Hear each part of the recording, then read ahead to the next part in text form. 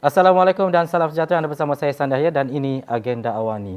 Dalam kita meniti bagaimana situasi dan juga keadaan pandemik COVID-19 yang melanda negara, isu dan juga gelora yang melanda Melaka masih lagi dibualkan, dibicarakan.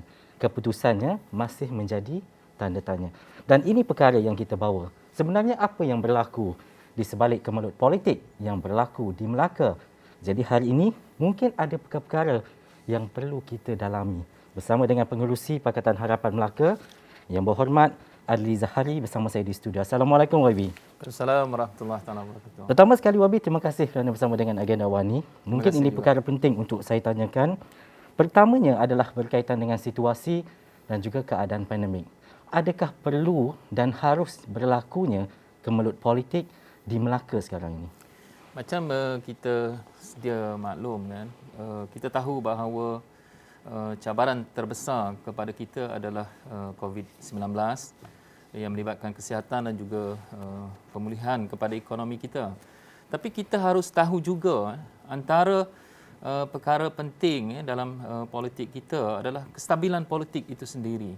Sebenarnya kestabilan politik kita ini telah digugat dan kita boleh melihat bahawa bukan sahaja Melaka, malah di peringkat kerajaan persekutuan, di negeri-negeri seperti mana Perak dan negeri-negeri yang lain itu berlaku ketidakstabilan politik. Dan itu yang selalu saya sebut, perkara paling teras dalam politik negara ini adalah mandat yang diberikan oleh rakyat. Jadi kalau mandat itu digoncang, maka politik itu secara langsung akan memberikan kesan kepada kestabilannya. Jadi hari ini kita boleh melihat di Melaka itu.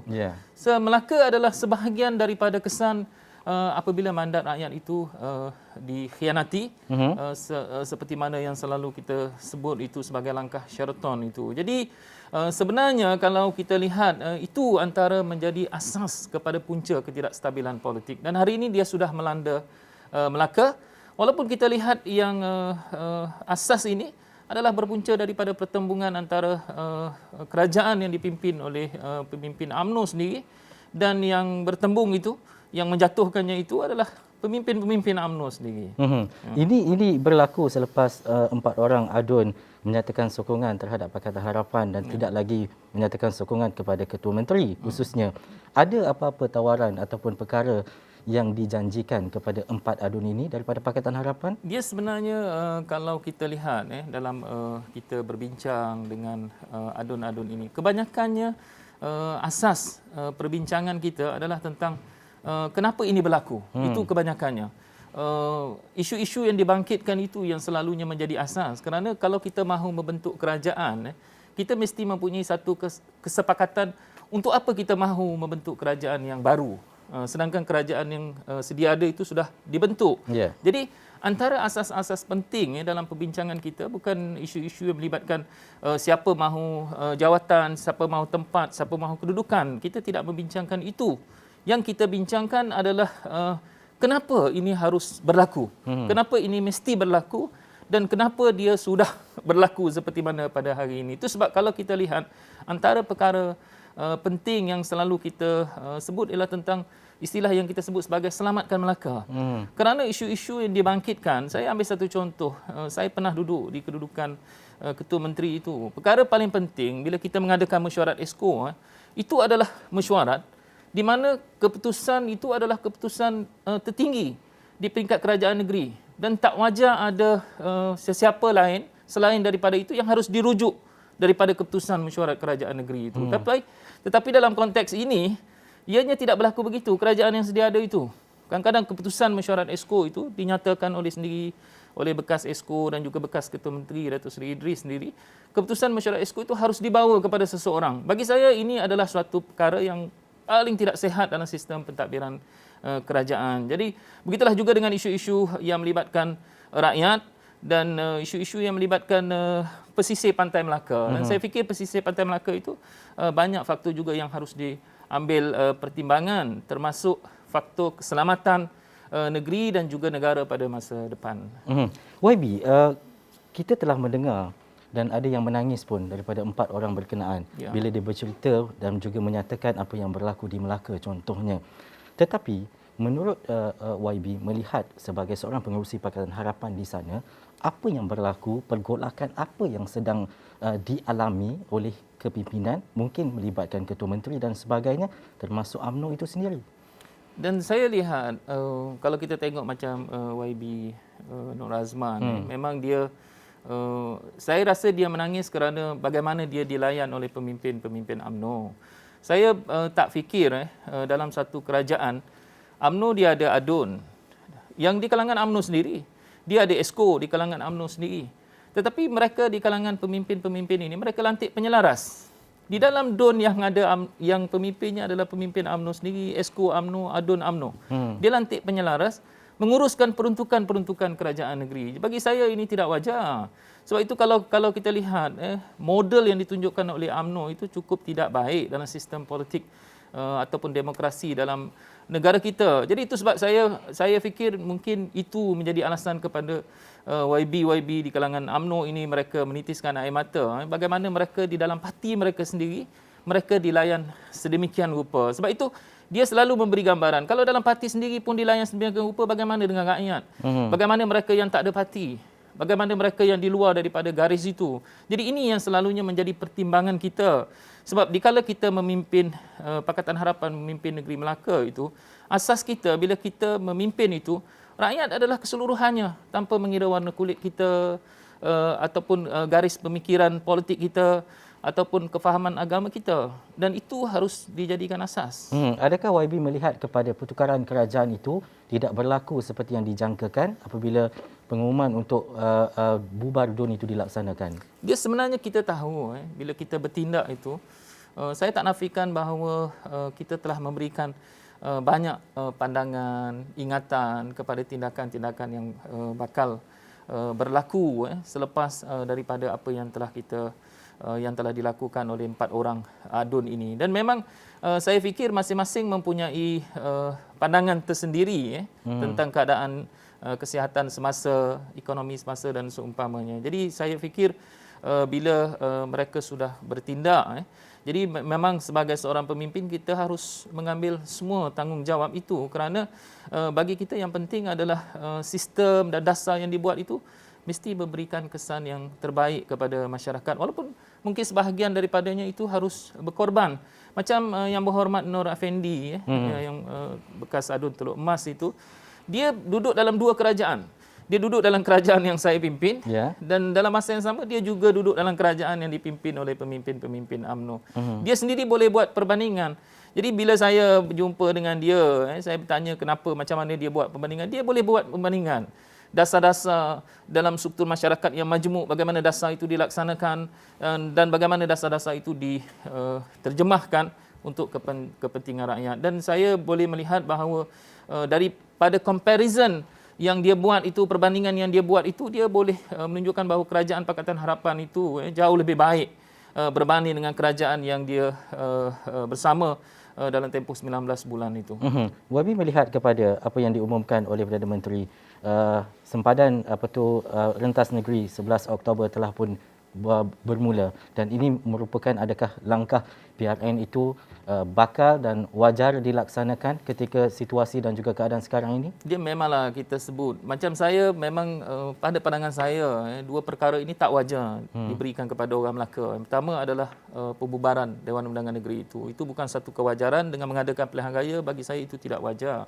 Yang kedua adalah meletakkan Melaka dalam keadaan darurat. Dia akan memberikan kesan gambaran ekonomi yang tidak baik kepada negeri, kepada pelabur dan secara keseluruhannya. Pilihan raya akan memberikan natijah kepada kesihatan rakyat Melaka. Sebab itu apa yang telah saya lakukan adalah pada minggu hadapan kita akan membawa perkara ini ke mahkamah. Kerana bagi kita itulah, walaupun ruang itu terlalu kecil, tetapi bagi saya kalau ada ruang untuk menyelamatkan rakyat daripada pilihan raya dan daripada darurat itu, maka ruang itu akan saya gunakan untuk memastikan bahawa satu kerajaan yang stabil itu boleh diwujudkan, dan bagi saya kalau darurat ini dilakukan dan Melaka terheret ke situ, kerajaan ini akan menjadi kerajaan yang lemah walaupun wujud ada pentadbirannya. Sama ada pentadbiran caretaker itu diambil oleh mana-mana parti politik ataupun pentadbiran caretaker itu diambil oleh setiausaha kerajaan negeri, tetapi secara dasarnya kita sudah tahu bahawa kerajaan itu akan menjadi kerajaan yang lemah. Kerajaan yang lemah akan memberikan kesan terburuk kepada rakyat itu sendiri. Dalam keadaan kita baru nak pulih ekonomi kita, baru nak rentas negeri, baru nak wujudkan nak kembalikan balik pelancongan kita di Melaka itu. Jadi ini antara aspek-aspek yang saya fikir harus ada sebahagiannya harus saya lakukan dan sebahagiannya kita ambil perhatian itu.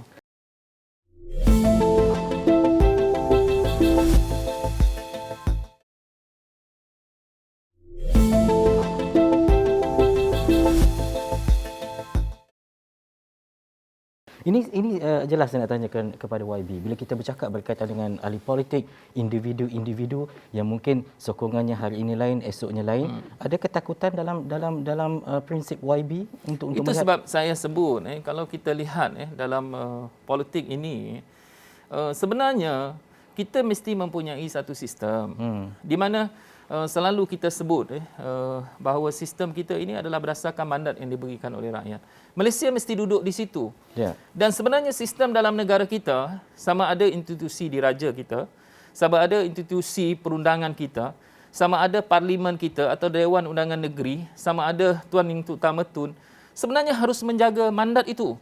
Sebab itu selalu disebut raja dan rakyat itu berpisah tiada. Jadi siapa yang boleh menjaga mandat rakyat itu? Keputusan yang telah dibuat oleh rakyat itu. Jadi semualah institusi ini. Kalau berlaku contohnya, seorang wakil rakyat itu dibeli. Jadi institusi kita SPRM harus bertindak bagi memastikan bahawa mereka tidak berubah kerana wang. Kalau berlaku diugut, Polis Diraja Malaysia harus bertindak supaya wakil rakyat itu berada dalam keadaan selamat. Sebab itu kadang-kadang kalau macam saya, selalu saya berikan sedikit kritikan. Bagi saya institusi diraja kadang-kadang dibuat oleh kerajaan ini seolah-olah institusi diraja itu hanya sekadar untuk membilang angka saja. Tidak begitu. Institusi diraja itu biasanya melakukan apa? Melakukan representasi, memanggil, memberi nasihat. Dan kalau boleh, macam saya sebut tadi, mandat rakyat itu mesti dipertahankan. Jadi barulah raja dan rakyat itu berpisah tiada. Kerana apa? Kerana rakyat berpayung kepada institusi itu. Jadi maknanya keseluruhan daripada polis, SPRM kita, dan keseluruhan daripada institusi dan kerajaan itu harus menjaga mandat rakyat itu. Itu sebab bila berlaku tadi seperti mana yang disebut, wakil rakyat kita ini berubah hati dan sebagainya. Kerana apa? Kerana mereka merasakan bahawa mereka lebih tinggi daripada institusi-institusi ini. Ini yang berlaku dalam negara kita. Sebab itu kita harus memperbetulkan balik cara kita berfikir supaya bila rakyat sudah membuat keputusan dalam pilihan raya dan mandat rakyat itu harus dipertahankan. Dan kalau kita lihat dalam setengah-setengah negara, di luar negara itu, kalau mandat itu dirobek, dia boleh berlaku kehancuran kepada sebuah negara itu. Sebab itu bagi saya ini asasnya. Dan jangan ada pemimpin-pemimpin politik daripada awal. Kalau rakyat sudah membuat keputusan, dia mahu merubah keputusan itu. Itu sebab bagi saya ke depan ini, di samping kita membuat akta anti lompat dan seumpamanya, tetapi kita juga harus melihat peranan setiap institusi dalam negara kita ini untuk menjaga keputusan atau mandat yang telah dibuat oleh rakyat dalam pilihan raya. YB, ada yang menyatakan bahawa tak lama dah nak PRU ataupun pilihan raya umum ke-15. Jadi biar saja ia berjalan dengan baik. Selepas itu rakyat undilah. Dan sekarang ni kerjasama buatlah secara baik di antara rentas politik, rentas parti dan sebagainya. Apa pendapat YB? Dia memang saya tak nafikan kita pilihan raya kita memang pada persepsi kita pilihan raya mungkin tahun depan. Tetapi kita tahu bahawa kita baru masuk tahun ketiga. Kita ada tempoh 2 tahun lagi untuk memenuhkan tempoh pilihan raya ini. Jadi macam saya sebut dalam tempoh ini kita boleh melihat bahawa saya pun bila berjumpa dengan pemimpin-pemimpin 4 orang ini yang menghilangkan sokongan mereka kepada kerajaan, antara faktor yang saya tanya kepada mereka, kenapa mereka nak buat sekarang? Kenapa mereka hilang keyakinan itu sekarang? Kerana tak boleh tahan dah. Sebab benda itu berlaku lama dan benda itu berterusan dan mereka sebagai exco tidak mempunyai kuasa bagi melaksanakan beberapa perkara yang seperti mana yang mereka pernah lalui pada zaman saya. Tapi bagi saya setiap pemimpin politik memang mesti mempunyai rasa tanggungjawab kepada rakyat. Apa yang mereka bertindak adalah kerana tanggungjawab itu. Kerana tindakan itu bukan mudah. Mereka hilang, macam hari ini kita lihat mereka hilang yang berhormat. Itu risikonya. Kerana mereka mahu memberitahu rakyat bahawa apa yang berlaku pada hari ini adalah suatu yang tidak betul dan tidak mengikut lunas-lunas pentadbiran yang cekap. YB, jika berlaku pilihan raya, kesediaan Pakatan Harapan khususnya untuk mungkin melihat kepada sokongan rakyat dan sebagainya, sokongan ahli politik kepada Pakatan Harapan khususnya? Dia kalau kita lihat Pakatan Harapan ini memang jenama ini sebelum daripada pilihan raya umum ke-14 dan sebelum itu pun memang kita mempunyai kesepakatan dalam apa yang kita sebut sebagai Pakatan Rakyat sebelum daripada itu. Sebenarnya Pakatan Harapan ini model ini agak baik kerana biasanya kita mempunyai majlis presiden di peringkat negeri, kita ada kepimpinan di peringkat negeri dan juga majlis pengurusi di peringkat negeri. Macam di Melaka itu memang kesepakatan kita agak baik dan macam saya sebut apa pun kehadapan itu memang kita sama ada kita darurat, ada tempohnya dan akhirnya kita akan berdepan juga dengan pilihan raya. Dan macam saya sebut memang dalam bila kita melihat bahawa berlaku perubahan-perubahan dalam kerajaan ini, memang yang terbaik adalah kita pulangkan balik kepada rakyat. Cuma masanya sahaja yang bagi saya yang penting adalah pastikan bahawa dikala kita memberikan ruang kepada rakyat untuk membuat pilihan itu, dia adalah masa yang cukup selamat dan cukup selesa bagi mereka menentukan masa depan kepimpinan. Jadi sebab itu Pakatan Harapan bagi saya, kita telah memimpin negeri Melaka itu 22 bulan dan kita, bagi saya, rakyat boleh membuat penilaian daripada apa yang telah kita pimpin dengan manifesto kita. Dan kita telah mengemukakan banyak contoh-contoh pentadbiran, sama ada dari segi dasar tanah kita, sama ada dari segi dasar perumahan kita. Contoh saya ambil macam dasar perumahan dulu, kita telah mulakan dengan rumah peduli, rumah percuma untuk rakyat. Kita datang dengan rumah berkat, rumah untuk belia dengan kadar sewaan RM150. Kita datang dengan model rumah harapan, rumah yang di bawah harga RM100,000. Jadi model rumah, kita datang juga dengan rumah belia. Jadi dalam tempoh 22 bulan itu memang banyak yang kita mulakan dan kita boleh melihat hasilnya. Jadi terpulang kepada rakyat. Kerajaan yang dipimpin, yang saya pimpin selama 22 bulan dan kerajaan yang sedia ada ini memimpin selama 19 bulan. Jadi kita serahkan kepada rakyat. Kerana bagi kita apa sahaja keputusan rakyat itu, dan kita boleh terima. Dan pastikan mandat itu dipertahankan dalam tempoh ini seperti mana yang saya sebutkan. YB, ini sajalah saya nak tanya sebab bila ahli politik ni dia mungkin melihat kepada perkara-perkara yang di luar konteks apa dalam dewan dan sebagainya. Kalau isu berkaitan dengan Datuk Seri Idris Harun contohnya, ada YB melihat kepada isu-isu individu yang melibatkan Datuk Seri Idris bersama dengan individu-individu dalam Barisan Nasional yang mungkin bermasalah, dan isu-isu individu ini menjadi antara sebab juga dia menarik sokongan terhadap kepimpinan Ketua Menteri Melaka? Memanglah saya lihat sebenarnya sebagai parti politik terutamanya UMNO itu sendiri, kita tak dapat nafikan bahawa UMNO ini mana tak pernah berbalah je kan. UMNO ini sentiasa akan ada saja perbalahannya, tetapi bagi saya dalam konteks politik Malaysia ataupun politik baru kita, bukan itu sepatutnya menjadi satu fokus kepada kita. Sedangkan kalau kita tengok Malaysia sudah beranjak kepada, dan Pakatan Harapan memberikan satu contoh yang baik di mana bila kita beranjak kepada model politik baru supaya kita boleh berbincang. Dan bagi saya walaupun ADUN itu sudah menarik sokongan, tetapi apakah proses perbincangan, proses untuk memastikan bahawa apakah model kerajaan yang paling seimbang yang boleh kita buat? Apakah model kerajaan perpaduan itu tidak boleh dilakukan di Melaka itu dalam konteks itu? Jadi kenapa kita harus pergi begitu? Harus membubarkan DUN dan akhirnya menyerahkan rakyat Melaka itu dalam keadaan yang agak sukar, dan hari ini kita tak tahu apa sebenarnya di hadapan kita. Pentadbiran yang begitu lemah. Sebab bagi saya, walaupun memang kalau kita sebut ini kerana peribadi, mungkin Ketua Perhubungan UMNO Negeri ataupun Speaker Negeri dan juga bekas Ketua Menteri Datuk Seri Idris Harun. Bagi saya orang politik itu memang ada saja perbezaan peribadi itu. Tetapi kenapa harus dia pergi sehingga membebankan atau memberikan kesan yang buruk kepada rakyat? Dan saya fikir banyak lagi model-model yang baik yang boleh kita lakukan untuk menyelamatkan kerajaan negeri supaya dia kekal stabil. Sebab itu bila ini berlaku, antara perkara yang penting yang Pakatan Harapan nyatakan bahawa tugas kita adalah untuk pastikan bahawa kestabilan kerajaan itu boleh berlaku. Dan kalau kita boleh berperanan dalam konteks itu, maka kita akan berperanan memastikan kerajaan itu wujud dan dia Melaka itu kekal stabil. Apa sahaja yang akan berlaku selepas ini? Sama ada kepimpinan kerajaan itu bertukar tangan, berlakunya darurat ataupun pilihan raya negeri, apa Pakatan Harapan boleh tawarkan? Dia sebenarnya kalau kita lihat, macam saya sebut, saya masih lagi tidak mengalah untuk kita mengadakan pilihan raya ataupun kita mengisytiharkan darurat. Sebab itu pada minggu hadapan, tugas dan tanggungjawab kita adalah untuk menyemak keputusan pembubaran itu.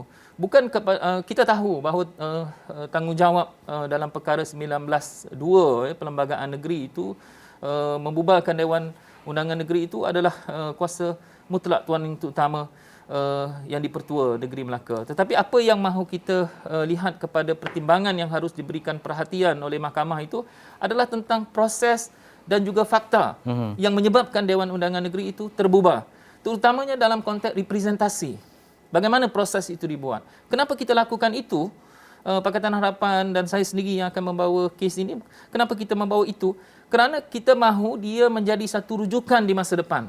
Kalau berlaku sesuatu seperti mana hari ini di masa depan, paling tidak mahkamah sudah boleh memberikan suatu contoh ataupun arahan bagaimana ia harus dilakukan supaya ianya tidak berlaku seperti mana pada hari ini.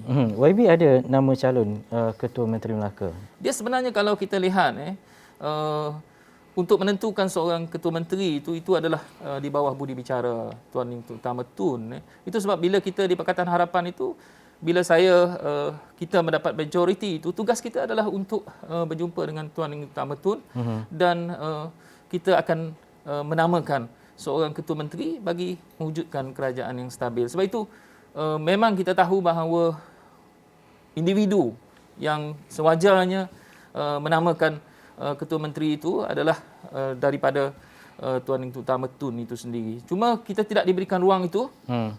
Permohonan kita sudah buat tetapi sehingga hari ini memang kita tidak diberikan ruang itu. Dan akhir sekali YB, kita nak pastikan bahawa keadaan dan juga situasi rakyat terutamanya di Melaka untuk tidak berdepan dengan apa sahaja ancaman dan juga risiko contohnya, tetapi tak nak juga mahu mendengar cerita-cerita berkaitan dengan politik dan sebagainya. Fokus utama adalah perkara untuk melihat kepada kestabilan yang lebih ampuh, yang lebih baik di Melaka khususnya. Apa yang boleh YB katakan untuk melihat kepada Melaka yang lebih baik? Sebenarnya kalau kita lihat, Melaka ini adalah sebuah negeri yang mempunyai satu potensi ekonomi yang cukup baik. Sebab itu masa saya memimpin Melaka itu, saya cukup yakin bahawa Melaka satu hari nanti boleh menjadi negeri pelabuhan. Sama ada pelabuhan berasaskan pelancongan ataupun pelabuhan berasaskan perindustrian dan juga perdagangan. Jadi kerana apa? Kerana bila disebut tentang Melaka sebagai bandar pelabuhan, sebenarnya Melaka secara semula jadi, kedalaman Laut Melaka itu memang adalah kedalaman yang cukup sesuai untuk dijadikan pelabuhan. Sebab itu dikala saya memimpin Melaka itu, memang kita memberikan fokus untuk membangunkan Kuala Linggi International Port. Kita dalam masa yang sama cuba memastikan bahawa Melaka Gateway itu kekal menjadi pelabuhan krus dan juga beberapa model pembangunan maritim yang kita rancang. Dan dalam masa yang sama kita juga telah dulu memulakan pelabuhan kontena di Tanjung Beruas itu, menghubungkan Melaka dan juga tanah besar China. Jadi sebenarnya itu adalah potensi ekonomi yang cukup besar untuk Melaka dan untuk rakyat negeri Melaka. Di samping saya tak nafikan bahawa model pelancongan Melaka itu memang baik, harus dijaga. Tapi dalam masa yang sama kita harus juga melihat, dulu kita meletakkan beberapa sektor-sektor termasuk dalam sektor kesihatan. Dan saya fikir sektor kesihatan Melaka itu boleh berkembang supaya sektor kesihatan itu juga boleh menarik lebih ramai pelancong dalam industri kesihatan itu sendiri. YB, ada Datuk Seri Idris Harun kata nak join ataupun sertai amanah? Dia setakat ini memang kita ada berjumpa dengan dia, berbincang tentang masa depan politik. Tapi keputusan itu bergantung kepada dia, terpulang kepada dia bagaimana dia mahu menentukan masa depan. Tapi dalam kita Pakatan Harapan ini, modal kita adalah memang kita mahu membina satu kemah besar. Jadi kalau kemah saja besar, isinya tak ada, tidak boleh melahirkan satu kesepaduan di kalangan rakyat. Jadi modal itu adalah kita memang sentiasa terbuka, tetapi syaratnya adalah kita mesti menerima dasar perjuangan, dan yang paling penting adalah tujuan kita untuk memberikan kestabilan politik, kerana dengan kestabilan politik itu sajalah kita boleh memberikan kemakmuran kepada rakyat. Tak ada isu ke nanti YB, dua bekas ketua menteri duduk sekali, bekerjasama sekali dan juga nak melihat kepada apa yang akan berlaku selepas ini? Dan saya fikir mungkin orang akan melihat mungkin ada pertembungan. Bagi saya bukan begitu, kerana bagi saya untuk rakyat Melaka ke hadapan, segala kemampuan, segala kepintaran kita, segala pengalaman itu kalau diadun, dia akan dapat memberikan sesuatu yang baik kepada orang Melaka itu. Kita jangan menganggap pengalaman itu sebagai suatu saingan. Pengalaman itu adalah pengetahuan yang cukup penting. Itu sebab saya bila berjumpa dengan Datuk Seri Idris, saya selalu menyebut itu. Kerana kalau macam saya dululah kala memimpin itu selalu saya sebut tentang pintar, hijau, bersih.